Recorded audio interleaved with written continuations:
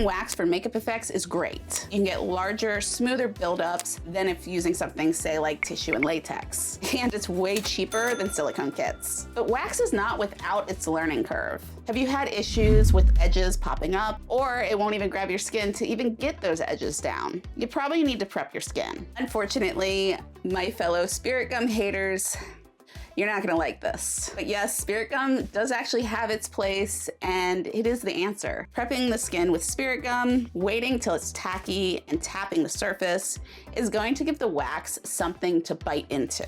And if you want even more grip, some people will even press some cotton fibers into the spirit gum, giving the wax even more to hold on to. I personally am not a huge fan of this method. It can cause problems if the cotton gets in the edge. And here you can see thicker parts of the cotton can show through that wax. Okay, so maybe you were able to get it on your skin without prepping. After some fighting and cursing, you thought you conquered it, but then it starts to crack.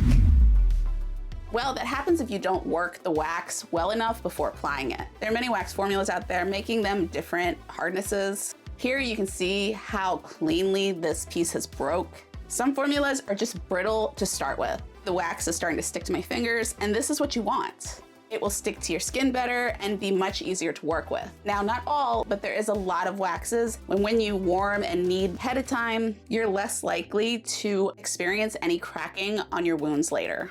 Should even help you get a better blend. If you are struggling with getting a nice blend into the skin, try using a little mineral oil on your finger or spatula. You can also use Vaseline for this. I wouldn't go crazy with it though. You don't want a greasy mess, so just start out with a little bit at a time. Another issue is painting the wax.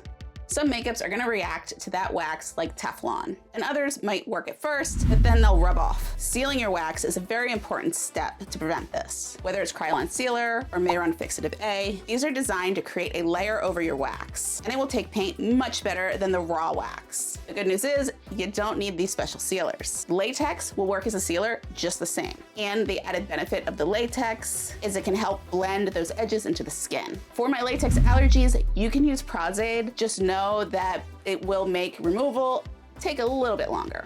Did you know that there are different types of wax that perform very differently? From being easier to blend seamlessly because it's in different skin tones, or being able to work directly out of the container and you can completely skip that warming and kneading step, click over to the next video where I break down all the different types of Mehron FX Wax, and I will see you there.